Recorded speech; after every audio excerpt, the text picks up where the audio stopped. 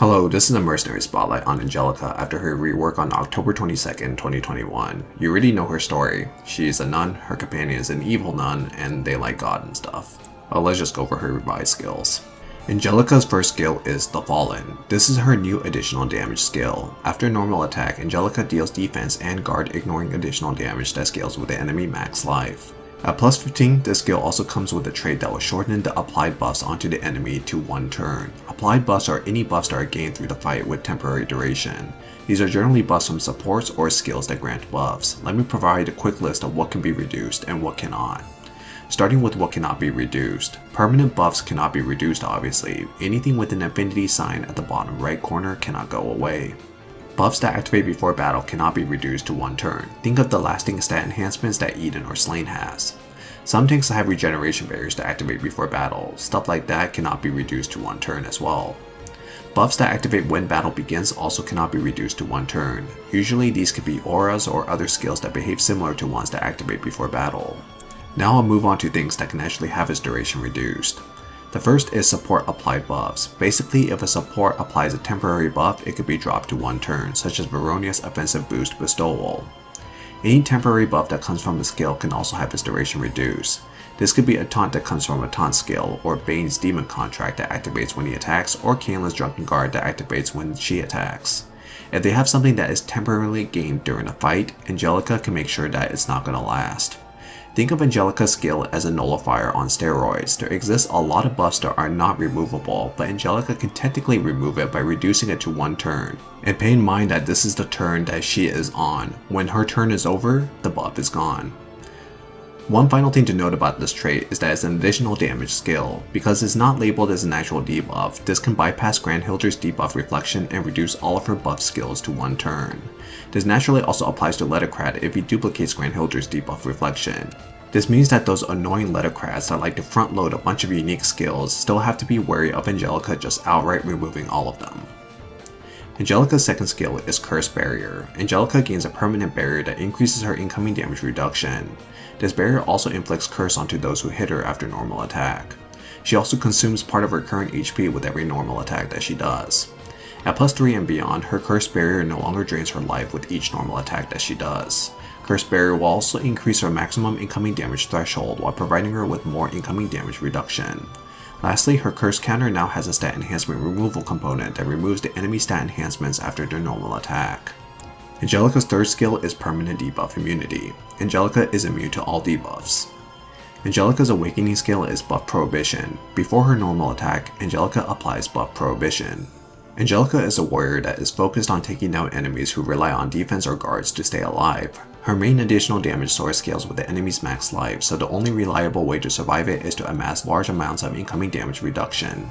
Angelica is also very durable and carries a very powerful barrier which can push her own incoming damage reduction to 99.9%. The curse counter and the stat enhancement removal are also nice benefits with this barrier as well. To further cement Angelica's durability, she also carries the highly coveted Permanent Debuff Immunity. What makes Angelica truly unique, however, is her ability to reduce the enemy's obtained buffs to 1 turn. When the buffs are reduced to 1 turn, it will expire after Angelica finishes her turn. This makes Angelica a powerful enabler in an anti-tank unit. She either kills a unit or cripples them, and there are very few in-betweens. When it comes to runes, there are generally 2 ways to approach building her. You can go the traditional crit rate or crit damage route to further boost her damage, or you can focus on building up her defense. The defense route is enticing because Angelica's base defense is very high actually at 35%. With good runes and the newly implemented Soul Gear refinement system, you can build up Angelica's defense to where she reaches 100% defense on her own. With 100% defense, debuff immunity, and 99.9% incoming damage reduction, you have a nearly invincible unit, and she will still do a lot of damage because she scales with the enemy's max life. I'll go over what Angelica counters. Angelica deals defense and guard ignoring damage, so anything without incoming damage reduction is liable to be killed by her, mostly Kaylin, Yuri, Seto, and some other Delta Hidden 8 composition units. Angelica's buff duration reduction is on her additional damage, and as mentioned earlier, it can bypass Grandhilder's debuff reflection since it's technically not a debuff. Lettercrat is almost invincible if he runs the combination of Grandhilder, Bane, and Kaylin. If Angie attacks him however, she will reduce all of his buffs to 1 turn, and he is liable to die from a good hit at that point. This forces Lettercrat to either run other combinations that may be more clunky. Angelica's buff duration reduction also works on Lucia's death guard, making her one of the best units at taking them down. Angelica is just overall really good against most units. Her damage is solid to one-shot most units, especially if she's buffed, and even without buffs she can one-shot most units to like incoming damage reduction. Anything that doesn't die is likely to be crippled. I'll go over some Angelica counters. High amounts of incoming damage reduction can block Angelica. Some examples of these are Lillian, Cilione, Belieth, Minaka, and other Angelicas. Even units without the ability to increase their incoming damage reduction cap can still be difficult for Angelica to kill at times. Mercenary can potentially hold Angelica off, and even if Angelica scores a nasty crit, Mercenary has her own immortality mechanic. Ceres is also an interesting choice as she can increase a unit's incoming damage reduction cap and provide a powerful barrier along with it. Angelica is still prone to fixed or direct damage, so Seto, Alec, Victor, Dalvi, Gunther, Belfern, Levia, Valze, and Siegmund can deal with her. The rough thing about tanking Angelica is that even if she doesn't kill a unit, she can remove their buffs or apply buff prohibition onto them and cripple them.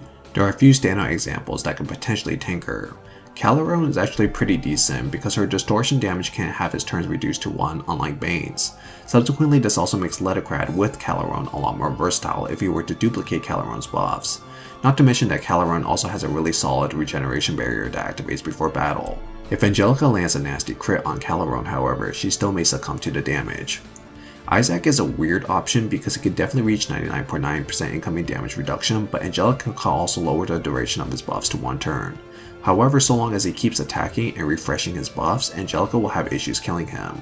Isaac's taunt is blocked by buff prohibition, but his regeneration barrier can still activate through it. While it's true that Angelica can reach 100% defense, she can barely do so. Unless the Angelica has really crazy shield runes, Celia should be able to drop her defense down considerably. The gap in her defense allows barrier ignoring units to potentially do a lot more damage. Lucius, Mammonier, Lumen, Nero, and Babariba can kill her or chip her down considerably. So, some Angelica synergies.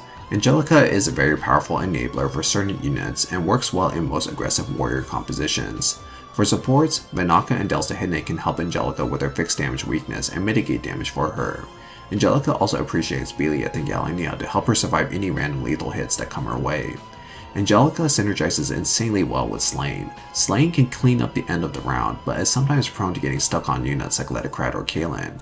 Having Angelica move before Slain cashes out on his additional turns can help him fulfill his job in that regard. Similarly, having Angelica move before some of your heavy hitters can help ensure that they hit the targets that you intend to have them hitting. Treat her skill like a nullifier, except maybe even better. Okay, so for my opinion, before this rework, Angelica suffered from many bad matchups as she was only able to deal barrier ignoring damage. She also had 95% in defense and had to make up for the rest of the stats with her runes to finally reach 100% defense, and having 100% defense as your singular defensive trait was no longer considered to be that special. Angelica's rework significantly changes her matchup spread by making her deal defense ignoring and guard ignoring damage instead of barrier ignoring damage. Her skills now provide incoming damage reduction instead of defense, and she's another character that can reach the 99.9% incoming damage reduction threshold on her own, which gives her better tanking capabilities overall. Basically, she was kind of turned upside down. She went from a barrier ignoring damage dealer with high defense to a defense ignoring damage dealer with high incoming damage reduction, so that's kind of weird. What makes Angelica incredibly good now, however, is her newfound ability to reduce any obtained buff duration to 1. This gives her insane utility against units that stacks buffs onto a singular unit, primarily Letocrad. Her ability to also be built up to where she can have 100% defense as well makes her one of the most potentially durable units in the game. Angelica is fantastic in every PvP content of the game, is also very useful in some more challenging PvE puzzles as well. So the question begs, should you build Angelica? My answer leans towards yes. I think Angelica is one of the stronger reworked characters this patch, and she's just very versatile overall, if not the most versatile. She just kinda does most things well and is one of the most solid warriors you can ask for. The main issue with Angelica is that she won't feel significantly powerful until plus 15.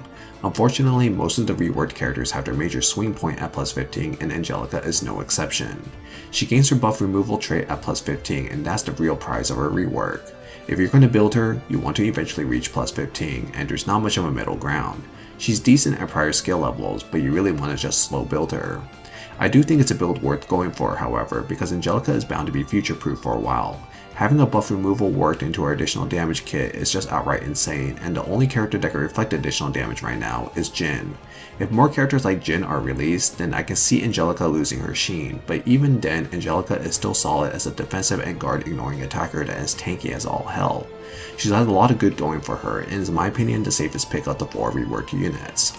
But ultimately, you should just build whoever you like. If you like battle nuns with swords and wish to wield the power of anime and god on your side, then yeah, this girl is it.